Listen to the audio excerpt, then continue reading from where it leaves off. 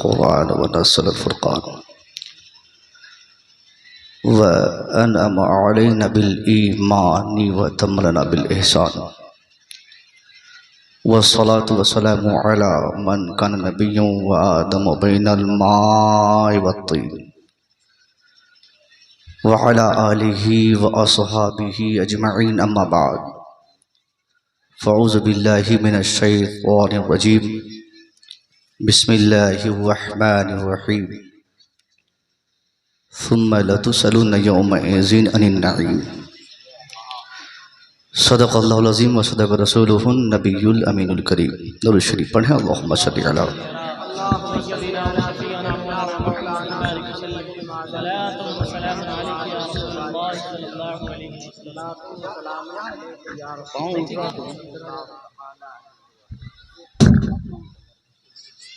वहीं पे करेगा अल्लाह ने हज़रत को जिस तेज़ी के साथ लिखने की सलाहियत दी है उसी तेज़ी से आप गुफ्तगू भी फरमाते हैं।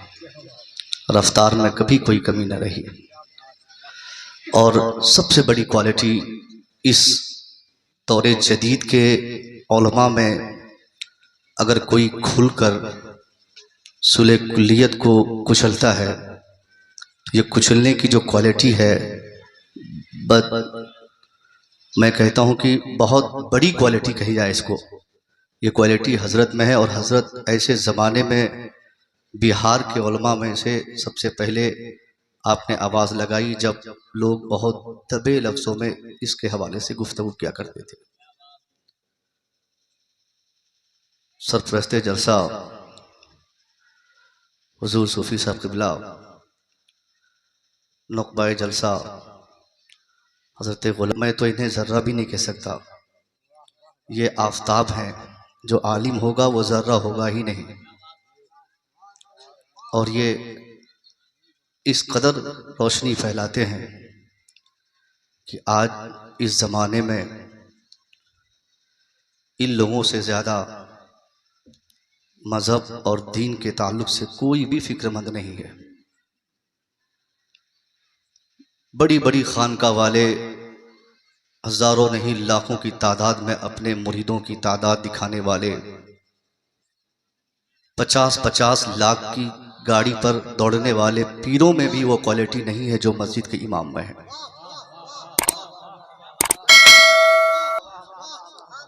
और हमने इस ज़माने में पीर साहब लोगों को देखकर ये सोचा, ये पीर साहब का बड़ा एहसान है एहसान, मगर सारे पीरों का नहीं।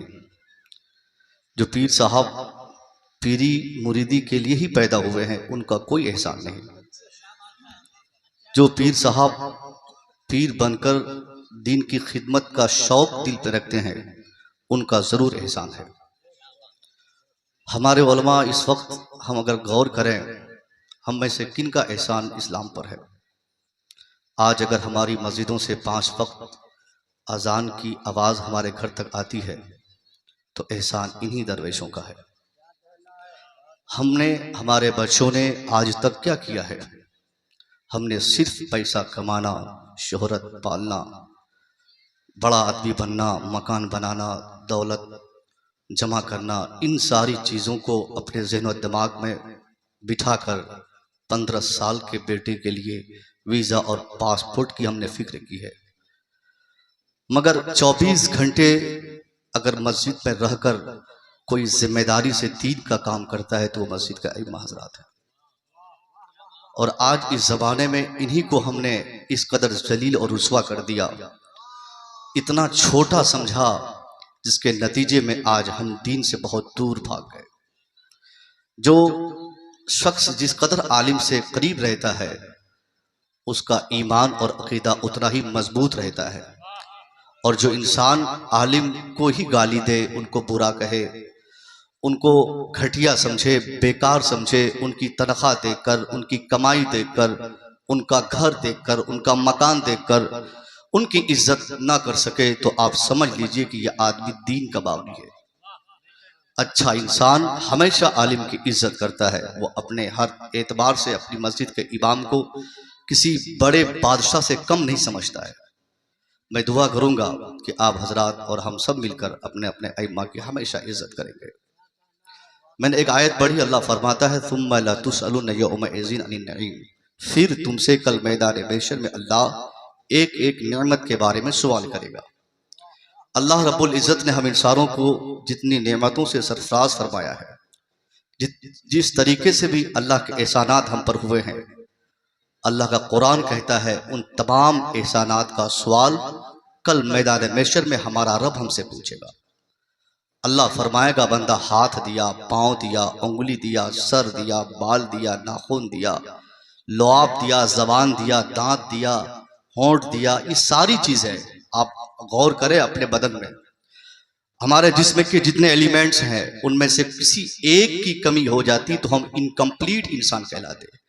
दो पाँव में से अल्लाह एक पाँव देता तो ना चल सकते थे, ना दौड़ सकते थे, सिर्फ रेंगने के काबिल होते। दो हाथों में से एक हाथ अल्लाह छीन लेता, हम क्या कर सकते थे। आंखें हमारी दो है, एक आंख नहीं भी रहती तब भी हम देख लेते, अल्लाह नहीं भी देता तो हम क्या करते। हमारे बदन के सारे एलिमेंट्स में हर एक को अल्लाह ने उनको सही मुनासिब जगह पर अल्लाह ने फिट करके हम जैसे इंसानों को अल्लाह ने एक अच्छी शक्ल शबाहत के साथ, एक बेहतर साख्त के साथ दुनिया में भेजा। अल्लाह के जितने एहसानात हैं उनमें से किसी एक एहसान का सवाल अगर अल्लाह पूछ ले, हम दावे से कह सकते हैं वो पूछेगा ही अल्लाह, मगर हम अपनी जिंदगी भर की नियामतों में से किसी एक नेमत के बदले भी हम अपना कोई अमल कल मैदान महशर में पेश नहीं कर सकते।